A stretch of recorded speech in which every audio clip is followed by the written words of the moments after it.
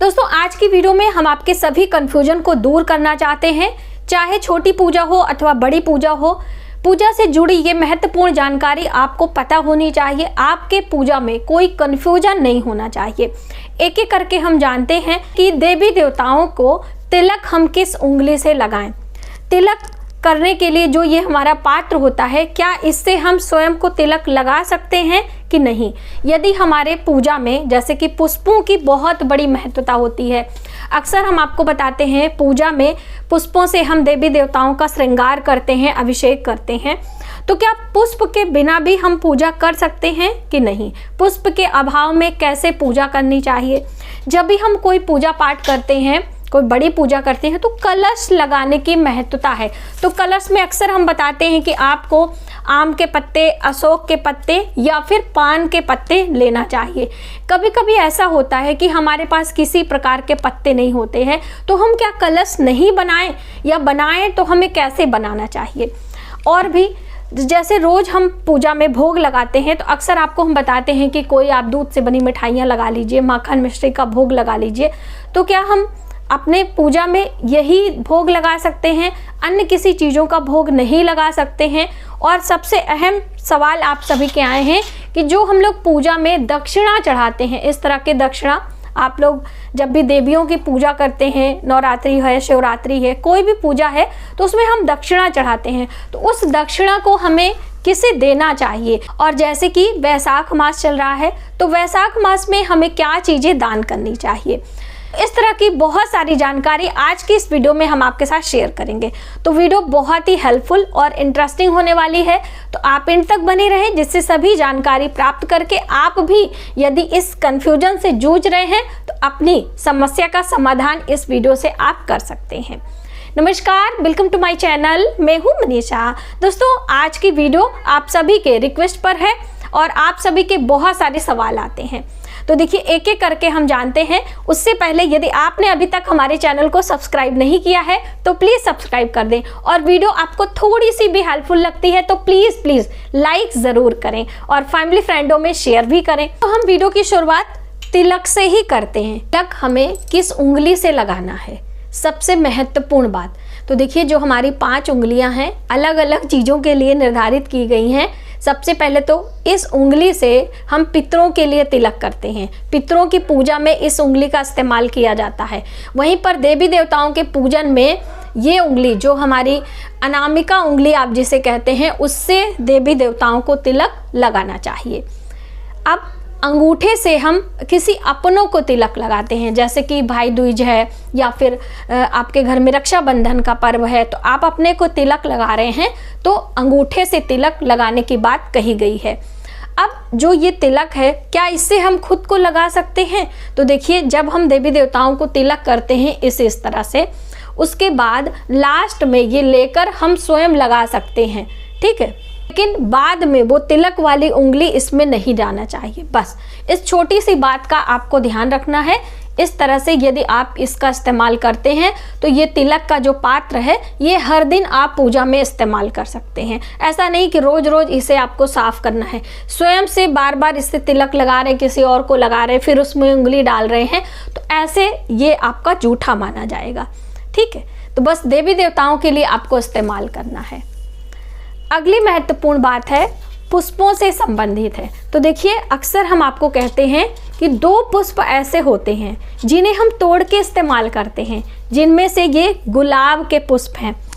तो ये जो गुलाब के पुष्प होते हैं, इनकी जो पंखुड़ियाँ होती हैं, इन्हें हम तोड़ कर इस्तेमाल कर सकते हैं। जैसे आपके पास पुष्पों का अभाव है, थोड़े से पुष्प हैं, तो आपने इस तरह से तोड़ लिया, अभी ये ज़्यादा हो गया, तो हम सिर्फ एक एक पंखुड़ियाँ भी देवी देवताओं को समर्पित कर सकते हैं। और इस पंखुड़ियों को तोड़कर हम इस तरह से माता लक्ष्मी का, भगवान विष्णु का या फिर लड्डू गोपाल का अभिषेक भी कर सकते हैं। बहुत ही शुभ होता है। तो माँ लक्ष्मी को ज़्यादातर ये गुलाब के पुष्पों की जो अभिषेक होती है वो प्रिय होती है, तो इस तरह से आप कर सकते हैं। और जो गेंदे के पुष्प होते हैं, उनको भी तोड़कर हम पूजा में इस्तेमाल कर सकते हैं, सजावट के लिए भी, अभिषेक के लिए भी। और कोई भी पुष्प हम तोड़कर इस्तेमाल नहीं कर सकते हैं। तो ये बहुत ही अहम जानकारी थी। पुष्पों के अभाव में कैसे पूजा करें वो भी जान लेते हैं। जैसे कभी कभी हमारे पास बिल्कुल भी पुष्प नहीं है, एक भी पुष्प नहीं है, अब हम क्या करेंगे?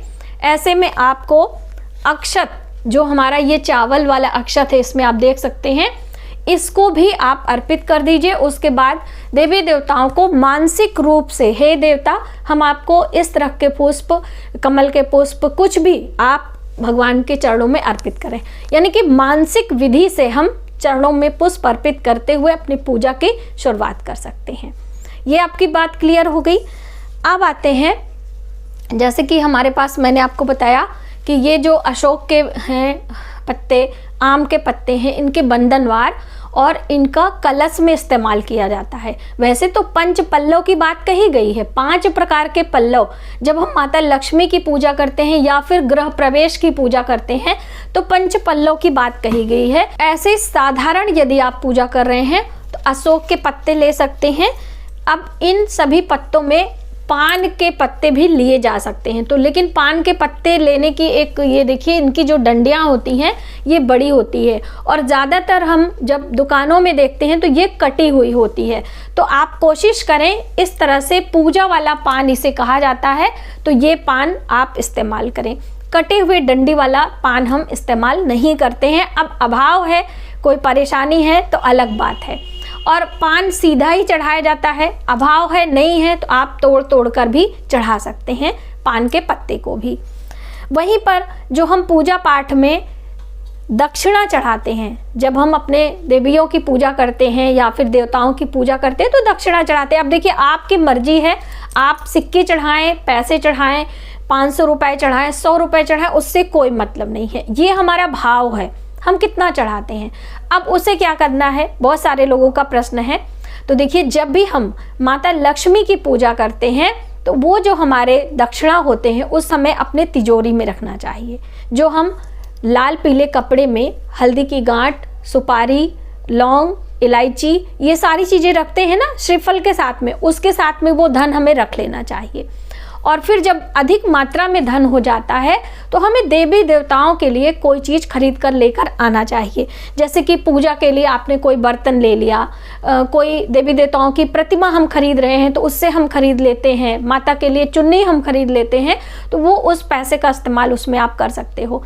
हर दिन की जो पूजा पाठ हम करते हैं, थोड़े से पैसे होते हैं तो आप अपने घर की कन्या को भी दे सकते हैं या फिर आप इकट्ठा करते जाएं, जाके मंदिर में पुजारी जी को दे सकते हैं, क्योंकि वो दक्षिणा होता है। हम जब कोई बड़ी पूजा करते हैं तो बिना पुरोहित के करते हैं। घर में बिना पुरोहित के पूजा करने से हमारा जो पूजा का फल होता है बिना दक्षिणा के अधूरा होता है, तो वो हम क्या करेंगे, ले जाके मंदिर में दे सकते हैं।